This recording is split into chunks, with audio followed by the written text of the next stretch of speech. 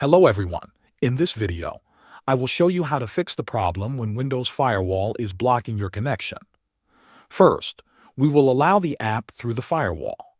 Go to the search bar and type Security. Click on Windows Security. Inside the window, click on Firewall and Network Protection. Now look for the option that says Allow an app or feature through Windows Defender Firewall. Click on it. Next, click on Change Settings at the top.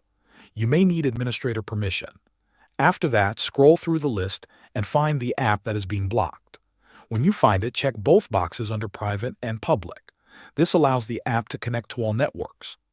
Once done, click OK to save the changes. Now test the app again and see if the issue is fixed. If the problem continues, you can temporarily turn off the firewall to test. Go back to Firewall and Network Protection.